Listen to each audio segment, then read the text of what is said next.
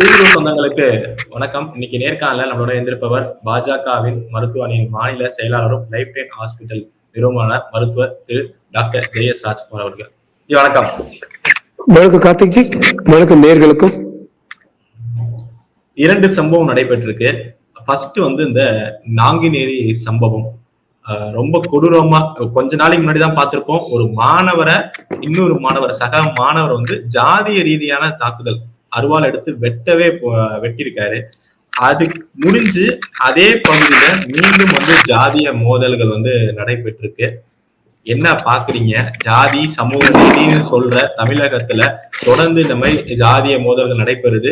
குறிப்பா திருநெல்வேலியில மாதத்துல 2 மாதத்துல 30 இந்த மாதிரி கொலை சம்பவங்கள் நடைபெற்று தகவல் வருது. இதை எப்படி பாக்குறீங்க? இது ஒரு பெரிய கருப்பு புள்ளி. சட்ட ஒழுங்கு பிரச்சனைகளுக்கு நம்ம மாநில அரசுக்கு, திமுக ஆட்சிக்கு குறிப்பா ஒரு பெரிய கருப்பு புள்ளி. ஆக்சுவலா நம்ம ஒரு கூகுள்லயோ அல்லது ஒரு சாட் ஜிபிடியில போட்டு எப்படி வந்திருக்கு ஓவரால் இந்த தமிழ்நாடு எப்படி திகழ்ந்து இருக்கு சட்ட ஒழுங்குன்னு பாத்தீங்கன்னா, கார்த்திக், அந்த காலத்துல அந்த தீரன் படம் மாதிரி கொள்ளை அடிக்கிறது அதெல்லாம் கொஞ்சம் கம்மியாயிருக்கு. கொள்ளை அடிக்கிறவன் வேற ட்ரெஸ் போட்டு இருக்கிறான், கொள்ளை அடிக்கிறவன் வேற இடத்துக்கு உட்காந்துட்டு இருக்கிறான். பட் இந்த லாரியில கொள்ளை அடிக்கிறது, ஆக்சிடென்ட்ஸ், மேஜர் விபத்துகள் இதெல்லாம் கொஞ்சம் கம்மியாயிடுச்சு. ஆனால் 3 விஷயங்கள் அதிகமா இருக்கு. இந்த 3 சமூக நீதியுடைய அடிக்கல்லாக இருக்க வேண்டிய விஷயங்கள். 1, நீங்க சொன்ன போல சாதி வெறி கொலைகள், சாதி வெறி வன்முறை நிகழ்வுகள். 2, பெண்களுக்கு எதிர்த்து வன்மம். 3, பாக்ஸோ. என்னை பொறுத்த வரைக்கும் ரொம்ப மோசமானது. எனக்கு ரத்தத்துல சூடேற விஷயம், குழந்தைகள் 12 வயசுக்கு கீழே இருக்கிற குழந்தைகளுக்கு எதிராக நடக்கிற 16 நடக்கிற வன்முறைகள். இந்த 3 என்னமோ ஒண்ணு தரவு சொல்லாம என்னமோ ஒண்ணு சொல்லிட்டு போறாரு. ஏன்னா இவர் பாஜக மாநில மருத்துவ செயலர் நினைக்காதீங்க. 2021 2500 பாக்ஸோ கேசஸ் இருந்துச்சு. 2026 ஏறக்குறைய 7000 பாக்ஸோ கேசஸ். அதாவது ஒவ்வொரு நாளும் 20 அல்லது 25 குழந்தைகளை நமக்கு தெரிஞ்சு யாரோ பலாத்காரம் பண்றாங்க, இல்ல பலாத்காரம் செய்ய முயல்றாங்க. 1. 2வது, இந்த காஸ்ட் இஷ்யூஸ், மத கலவரமா இருக்கலாம், நீங்க சொன்ன நாங்குநேரி மாதிரி, பாக்ஸோவா இருக்கலாம், ரேப்பா இருக்கலாம். உலக தரவுகள் என்ன சொல்லுதுன்னா 4 அல்லது 8, 4 to 8 நடக்கும்போது அதுல 1 தான் ரிப்போர்ட் பண்ணுவாங்க, பாக்கி அமுக்கிடுவாங்க. நமக்கு எல்லாருக்கும் தெரியும், ஒரு பாக்ஸோ கேஸ்ல ஒரு பெண் இன்ஸ்பெக்டர் அந்த பொண்ணு கிட்ட அவர் ஒன்னும் பண்ணலமா சொல்றது வேற யாரோ ரெக்கார்டிங் பதிவு செஞ்சு அந்த ஆடியோ வைரலா ஒரு ஸ்டேஜ் போயிட்டு இருந்துச்சு. அதாவது எதுக்கு நமக்கு கேஸ், அந்த கேஸ் போடாதீங்க ஏன்னா நமக்கு வேண்டியவங்கன்னு சொல்றது. நம்பர் 2. 3, ரேப். அதுவும் இந்த டாஸ்மாக் வளர ரேப்பும் வளர்ந்துட்டு இருக்கு. இந்த 3 தனித்தனியா எடுத்து பார்க்கணும். பட் உங்க கேள்வி நாங்குநேரி பத்தி. முதல்வர் சொல்றாரு, எனக்கு ஒரு கனவு இருக்கின்றது. அதை நான் ரொம்ப பாராட்டுறேன். மார்ட்டின் லூதர் கிங் சொன்னாரு, எனக்கு ஒரு கனவு இருக்கின்றது, கருப்பு பிள்ளைகளும் வெள்ளை பிள்ளைகளும் ஊஞ்சல்ல சேர்ந்து ஆடணும், சேர்ந்து பள்ளிக்கு போகணும். 1963 சொன்னார். அவருக்கு நோபல் பிரைஸ் கிடைக்கும்போது. அதுக்கப்புறம் சுட்டு கொண்டுட்டாங்க. இன்னைக்கு அமெரிக்கால அது மாதிரி நடந்துட்டு இருக்கு 60 வருஷத்துக்கு அப்புறம். அது போல இவர் ஒரு கனவு காண்றாரு. ஆனால் அந்த கனவு நனவாக்குற சக்தி உள்ள ஒரு நாற்காலியில அமர்ந்திருக்கின்றார் நமது மாண்புமிகு முதலமைச்சர் மு.க. ஸ்டாலின்.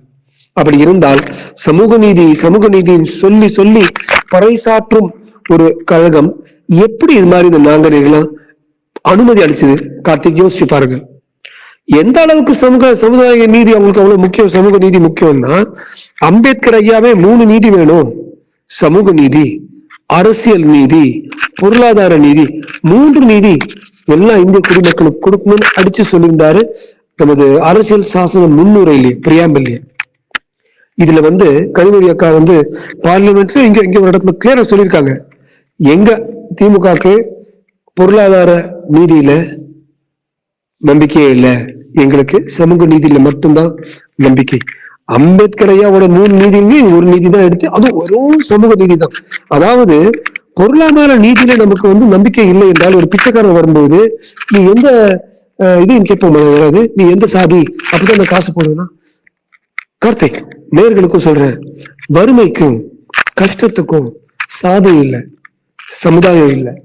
கஷ்டப்படுறதா உனக்கு காசு போடணும். அதே போல இந்த இடபிள்யூஎஸ் 24 மாநிலங்கள்ல இப்ப அமல்படுத்தியாச்சு. ஒரே ஒரு மாநிலம் தான் அதை அமல்படுத்தாம இன்னும் நின்று இருக்கு, அது Tamil Nadu. So I'm coming back to your question.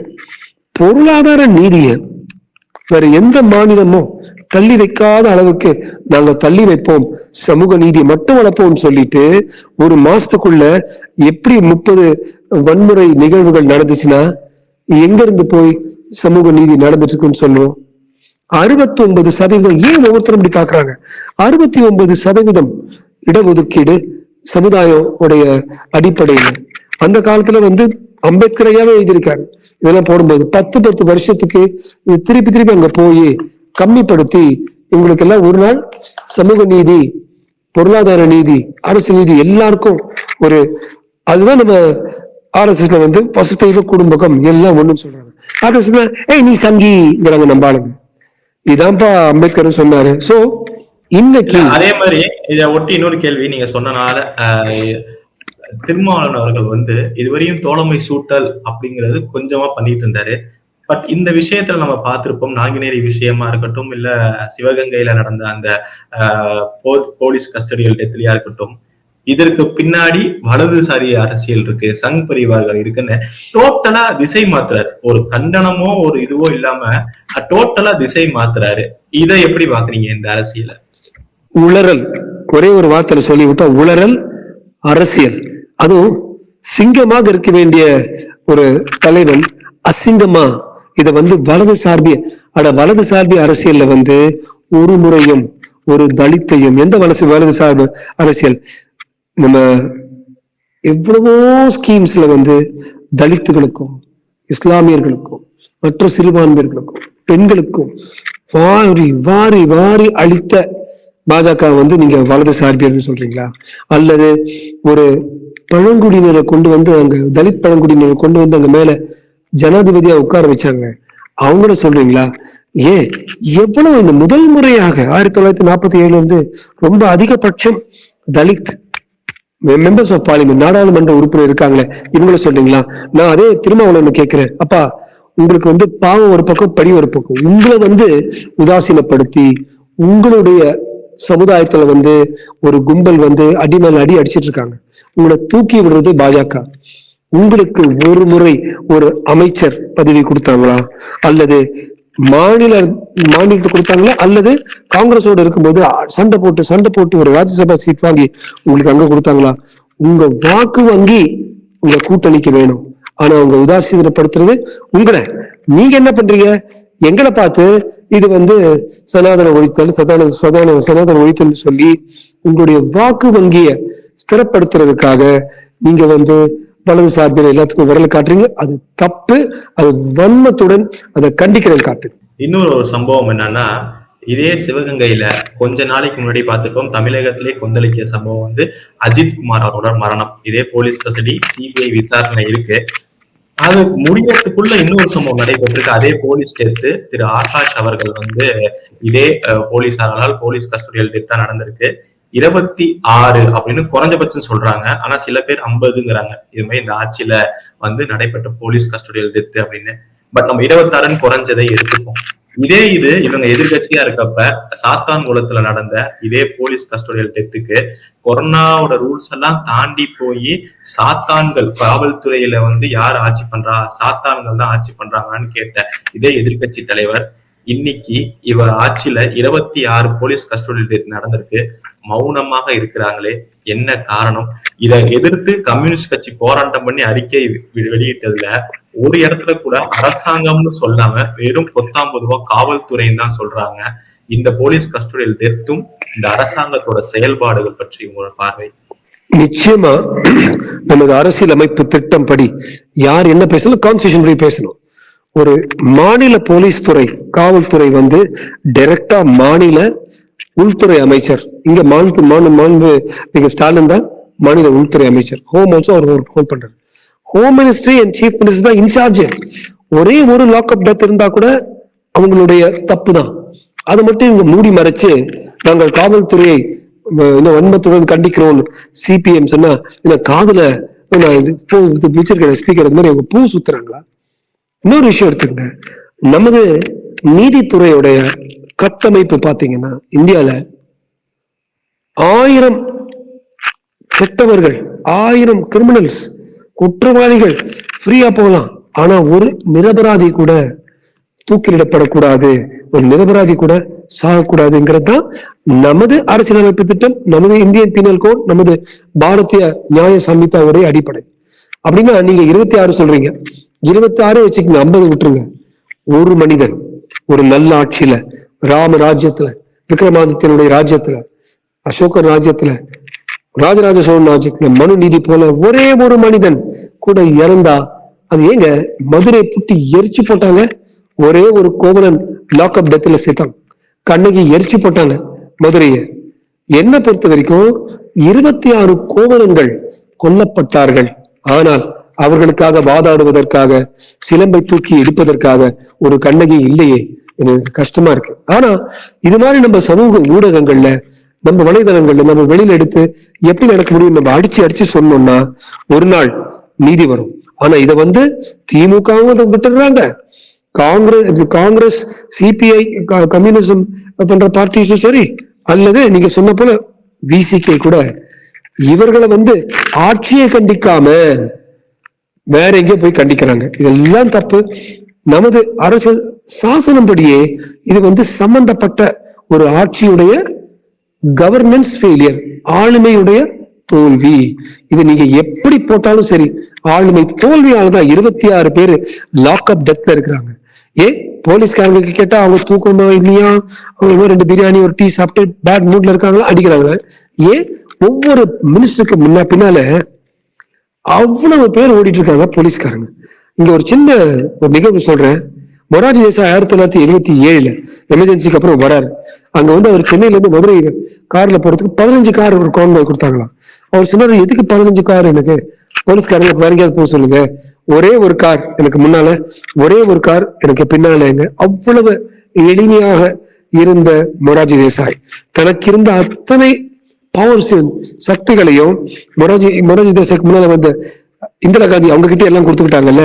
அதெல்லாம் வந்த உடனே 44வது திருத்தம் நமது அரசியல் சாசனத்தை கொண்டு இவ்வளவு பவர் இருக்கக்கூடாது ஒரு பிரைம் மினிஸ்டர், நானே இந்த பிரைம் மினிஸ்டர் அந்த கூட திருப்பி கொடுத்த மொரார்ஜி தேசாய் ஒரு கார் முன்னால ஒரு கார் பின்னால ஒரு பிரதமர் போறாருன்னா நம்ம ஏன் ஒவ்வொரு எம்எல்ஏக்கும் ஒரு மினிஸ்டருக்கும் ஒரு சீஃப் மினிஸ்டருக்கும் வீ சினிமால காட்டுற மாதிரி போயிட்டு இருக்கோம்? அந்த போலீஸ்காரங்க வெளியில இருந்தா சட்டம் ஒழுங்கு பிரச்சனை வராது, இது மாதிரி மத கலவரம் வராது, இது மாதிரி சமுதாயம் சம்பந்தப்பட்ட சாதி வெறி கொலைகளும் வராது. கார்த்திக், இன்னொரு சம்பவம் நீங்களே குறிப்பிட்டீங்க பாலியல் குற்ற இதை பத்தி. அது இப்ப இன்னைக்கு நம்ம பார்த்திருப்போம், பெரிய பூகம்பமா வெடிச்சது. என்னன்னா எல்லாருக்கும் அதிர்ச்சி 7 வயது சிறுமி இங்க குமாரபாளையத்துல பாலியல் வன்கொடுமைக்கு உட்பட்டிருக்காங்க. இது 2 வயது சிறுமியிலிருந்து 60 வயது முதியவர்கள் வரையும் பாலியல் வன்கொடுமை இங்க தொடர்ச்சியா நடைபெற்றிருக்கு. பெண்களுக்கும் பாதுகாப்பு இல்லாத மாநிலமா தமிழகம் மாறிடுச்சா? இது எல்லாமே நம்ம இப்ப 3 விஷயம் பேசினது எல்லாமே முதல்வர் அவர்கள் கையில தான் இருக்கு. காவல்துறைங்கிறது முதல்வர் அவர்கள் கையில தான் இருக்கு. என்ன பண்றாரு அவருக்குலாம் இது தெரியுதா? இல்லையா? தர்மபுரியில பெரிய நாயகன் என்கிற ரவுடி கம்நாட்டி, சாரி கெட்ட வார்த்தைகள் யூஸ் பண்றதுக்கு, ஆனா 2 வயது குழந்தை, ஒரு துர்கா தேவி மாதிரி, லட்சுமி மாதிரி, சரஸ்வதி மாதிரி இருக்கிற அழகான 2 வயசு குழந்தைய பிடிச்சி பாலியல் வன்கொடுமை பண்ணி அப்புறம் அந்த குழந்தைய கொல்றான் பாருங்க. அவன் யாருன்னா திமுக இளைஞர் அணியில அந்த மாவட்ட செயலாளர். அப்படியே அமுக்க பாக்குறாங்க. ஏன் இப்படி பண்றாங்க? யாரா இருந்தாலும் ஒரே ஒரு தண்டனை தானே, எந்த பார்ட்டியா இருந்தாலும் பரவாயில்ல. இதே போல குமாரபாளையம்ல 7 வயது சிறுமி, 2 வயசு 7 வயசுல நாங்க குழந்தைங்களா இருக்கும்போது, நாங்களும் வளரும் போது கூட எல்லாம் மாதிரி காலேஜ்ல போட்டு யாரும் கை எடுத்தாங்க, பெண்களை ஸ்கர்ட் போட்டு எடுத்தாங்க. இது மாதிரி அப்பப்ப ஏதாவது கேட்போம். இது மாதிரி 6 வயசு 5 வயசு 7 வயசு 2 வயசு பாக்ஸோ 7000 கேஸுங்க. 7000 கேஸ் பாக்ஸோ. இட்ஸ் ஒன் ஆஃப் உலகத்திலே பாத்தீங்கன்னா most unsafe for female baby பார்த்தா அது இந்தியா ஆயிட்டு வருது. அது இந்தியாவில 2-3 மாநிலங்கள், அந்த ஒரு மாநிலம் தமிழ்நாடு ஆயிட்டு வருது. யார் பண்றது? முக்காவாசி ஒரு குறிப்பிட்ட கட்சியில சேர்ந்தவர்கள். இதனால அவங்களை எதிர்த்து எந்த விதமான ஒரு ஆக்ஷன் பண்ண மாட்டாங்க. சரி, யார் வந்து பெண்களுக்கு வந்து இப்ப பாதுகாப்பா இருப்பாங்க? போலீஸ். என்ன போலீஸ்? ஆண் போலீஸா பெண் போலீஸா? பெண் போலீஸ். 2022 போய் பாத்தீங்கன்னா கார்த்திக், 2022 டிசம்பர்ல ஒரு பெரிய பெண்களுக்காக ஒரு பெரிய மாநாடு மாதிரி நடத்துறாங்க வளர்ச்சிவாக்கத்துல. அதுல வந்து கனிமொழி அக்கா கூட பேசுறாங்க தடாபடான்னு.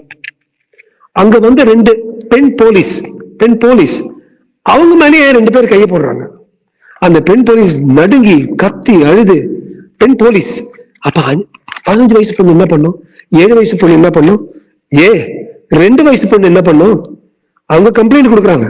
அந்த புகாரை அவங்க கொடுத்த உடனே 30-40 பேரு கட்சி ஆட்கள், திமுக ஆட்கள் எல்லாம் வந்து கலாட்டா பண்றாங்க காவல் நிலையத்துல.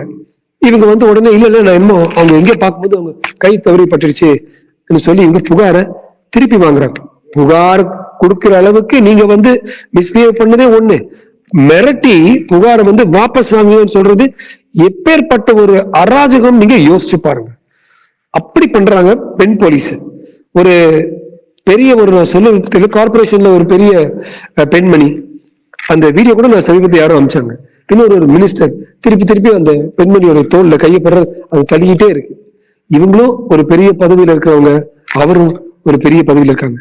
எங்க பேசிக் வேல்யூஸ் நம்ம பாக்குற பெண்கள் எல்லாம் நம்ம அக்கா தங்கச்சி மாதிரி, நம்ம நண்பர்கள் மாதிரி, நண்பிகள் மாதிரி நினைச்சு வெறும் நீங்க வந்து பெண்கள் தினம் மகளிர் தினத்துக்கு மட்டும் புடவைகள் கொடுத்தா இல்ல சாப்பாடு கொடுத்தா பத்தாது. மகளிர்களுக்கு பாதுகாப்பு தேவை. சமீபத்துல ஒரு கருத்து கணிப்புல do you feel safe 75% பெண்கள் we are not feeling safe-ங்கறாங்க. இது எங்க? அரேபியாவா? பாலைவனத்தியா? இல்லைங்க, சென்னைக்குள்ளார we are not feeling safe-ங்கறாங்க. நான் மயிலாப்பூர் தொகுதியில வேலை செஞ்சுட்டு இருக்கிறேன். அங்க கோவிந்தம்மாள் நகர்னு ஒரு இடம். அங்க வந்து இந்த மெட்ரோ ஸ்டேஷன்ல இருந்து அவங்க வீட்டுக்கு வரதுக்கு 3 நிமிஷம் தான். ஆனா கொஞ்சம் இருட்டா இருக்கு. அந்த 3 நிமிட காலத்து இந்த பாதையிலேயே பசங்க வந்து அங்க கலாட்டா பண்ணி தண்ணி அடிச்சுட்டு டாஸ்மாக்ல வந்து கலாட்டா பண்றாங்க. அந்த சிசிடிவி போட சொல்லியிருக்காங்க. நானும் ஒரு முனைப்பா இருக்கிறேன் அதை போடுறதுக்கு. 3 நிமிடம் கூட நடக்க முடியல. மகாத்மா காந்தி சொல்றாரு 1945 எப்ப பெண்கள் வந்து முழுசா நகையெல்லாம் போட்டுட்டு இங்க வேணா 12 மணி ராத்திரி நடந்து போக முடியுமோ அப்பதான் இந்தியாவுக்கு வந்து சுதந்திரம் வந்துச்சுன்னு சொல்றாரு. அங்க இருந்து எவ்வளவு தூரம்னு நான் மட்டும் இல்ல கார்த்திக், நீங்க மட்டும் இல்ல, நேர்களும் யோசிச்சு பார்க்கணும். காணொலியில இறுதியான கேள்வியா, ஒரு விஷயம் இவ்வளவு பெரிய தொடர்ந்து சட்டம் ஒழுங்கு பிரச்சனை நடைபெற்றுட்டே இருக்கு, போலீஸ் கஸ்டடியில ஜாதி ரீதியான கொலை, பாலியல் வன்கொடுமைன்னு, ஆனா எந்த ஊடகமும் இதை பத்தி பேசவே மாட்டேங்கிறாங்க. ஏடிஎம்கே ஆட்சி இருக்கிறப்ப எந்த அளவுக்கு டிபேட்டோ எந்த அளவுக்கு இது பண்ணாங்களோ அந்த மாதிரி ஏன் இப்ப இந்த ஆட்சியில பண்ண மாட்டேங்கிறாங்க? என்ன காரணம்? என்ன அழுத்தம்? யார் இது மாதிரி அவங்கள வந்து மிரட்டி வச்சிருக்காங்க? அதாவது உளவியல்ல வந்து ஒருத்தரை வந்து நம்ம பக்கம் வசப்படுத்தணும்னா 2 விஷயம் யூஸ் பண்ணணுமா. ஒண்ணு ஒரு கேரட்டை காட்டணும், இதை நான் கொடுக்குறேன். இன்னொன்னு குச்சியை காட்டணும். ஸோ குச்சியையும் கேரட்டையும் 2ம் பயன்படுத்துறாங்க. அவங்களுக்கு கேரட் என்ன, அவங்க நிறைய அட்வர்டைஸ்மெண்ட்ஸ், நிறைய காசு கொடுக்கறது, கவரா போறது. குச்சி என்ன, எங்களோட நம்ம நீங்க வரணும்னா உங்களுக்கு நாங்க எந்த விதமான ஒரு அட்வர்டைஸ்மெண்ட்டோ கொடுக்க மாட்டோம், விளம்பரமே கொடுக்க மாட்டோம், காசே கொடுக்க மாட்டோம், உங்களை வந்து புறக்கணிப்போம், அது மாதிரி சொல்றது. இதனால என்ன ஆகுது? ஊடகப்பிரிவு, நீங்க எல்லாம் ஊடகங்கிறது அவ்வளவு முக்கியமான விஷயம். இது வந்து 4th எஸ்டேட், 4th பில்லர் இருப்பாங்க. நீதித்துறை, எம்எல்ஏ, எம்பி, ஐஏஎஸ், ஐபிஎஸ், 4வது ஊடகம். வேற எந்த ஒரு காலகட்டத்திலும் இல்லாத பட்சம் 2021 இருந்து 2026 வரைக்கும் ஊடகங்கள் வாங்கப்பட்டன. நான் மட்டும் சொல்லல, நெட்ல வலைதளங்கள்ல போய் பார்த்தா எல்லாரும் வைரறாங்க. இந்த அளவுக்கு வாங்கப்பட்டன. சரி, ஒரு கட்சிக்கு சம்பந்தப்பட்ட அல்லது ஒரு கழகத்துக்கு சம்பந்தப்பட்ட ஒரு ஊடகம் அது மாதிரி அவங்களுடைய ஒரு துருவத்தை விவரிக்கிறது பரவாயில்லை. பட் சோகால் நாங்க வந்து சென்ட்ரல், நாங்க வந்து சமூக நீதி நடுவில் இருக்கோம் சொல்லிட்டு, நடுவில் இருக்கோம் சொல்லி ஒரு கவருக்காக அவங்க நாடையும், அவங்க நாட்டுல நம்ம நம்பிட்டு இருக்கிற லட்சக்கணக்கான பெண்களுக்கும் அவங்க குடும்பங்களுக்கும் குழந்தைங்களுக்கும் உண்மையை வந்து நம்ம ரிப்போர்ட் பண்ணாததுனால ஊடகங்கள் ஒரு பெரிய அநீதி பண்ணிட்டு வருவாங்க.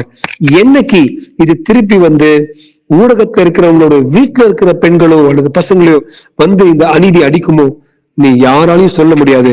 இவங்க வளர்த்துட்டு இருக்கிறது ஒரு விஷக்கிருமி, ஒரு விஷப்பாம்பு. என்னைக்கு அந்த விஷக்கிருமியோ அந்த விஷப்பாம்போ ஊடகத்துல இருக்கிறவங்களே வந்து அடிக்கும்னு யாராலையும் சொல்ல முடியாது. யாராவது பாக்குறாங்களா? ஒரு பொண்ணு காலை எடுக்கிறதுக்கு, கையை எடுக்கிறதுக்கு முன்னால நீ வந்து உனக்கு தெரிஞ்ச இடது சார்பிய ஊடகத்தை இருக்கிறதியா, அப்ப நீ பரவாயில்ல போமா, அப்ப நீ மாமா சொல்றாங்க. எவனோ ஒருத்தன் டாஸ்மாக் அடிச்சு தண்ணி அடிச்சு ஒரு மிருகம், அவனுக்குள்ள இருக்கிற மிருகம் வெளியில வந்து என்னமோ பண்றான். அதை தடுக்க வேண்டியது executive, legislative, judiciary and press. And press and media ரொம்ப முக்கியமான ஒரு ரோல். தயவு செய்து கை கூப்பி, உங்களுக்கு மட்டும் இல்ல, டீ குரீஸ் எல்லாருக்கும் நான் சொல்றேன், பிரஸ் அண்ட் மீடியா மக்கள் பக்கம் வாங்க. நீங்க ஒழுங்கா இயங்குனாதான் மக்களுக்கு ஒரு சுரக்ஷை, ஒரு பாதுகாப்பு உங்களால கொடுக்க முடியும்னு நான் ரொம்ப தாழ்மையுடன் கேட்டுக்கிறேன். காத்து, நீங்க சொன்ன போல ரொம்ப எனக்கு மனசுக்கு வலியா இருக்கு. இதையும் இவங்களுக்கு ஏத்தா போல ஒண்ணு சொல்றது, ஒண்ணு சொல்லாம இருக்கிறது, இதெல்லாம் சமம் செய்து சீர்தூக்கி ஒரு வாழ் கோடாமை சான்றோர் கடின்னு சொல்லுவாங்க. அது வந்து நிச்சயமா சான்றோருக்கு மட்டுமல்ல, ஊடகங்களுக்கும் இருக்க வேண்டிய ஒரு இயல்பு, ஒரு தன்மை. அதை நாம் இழக்க வேண்டாம் என்று வற்புறுத்தி எல்லோருக்கும் நான் ஒரு பெரிய ஒரு விண்ணப்பத்தை நான் விடுகிறேன். நிச்சயமா இது மக்களும் பார்த்துக்கிட்டு இருக்காங்க. ஏன்னா சோசியல் மீடியா காலமா ஆயிடுச்சு. இது ஊடகங்களுக்கு தான் வந்து திரு ஆர்.எஸ். பாரதி அவர்கள் சொன்ன மாதிரி இன்னும் இந்த கெட்ட பேரு பெருசாகும். பார்ப்போம் திருத்திக்கிறாங்களான்னு. இவ்வளவு நேரம் உங்க நேரத்தை நம்ம தளத்து வந்து பயந்தமைக்கு ரொம்ப நன்றி. நல்லதே நடக்கும். வாழ்க வளமுடன். நன்றி கார்த்திக், நேயர்களுக்கும் நன்றி.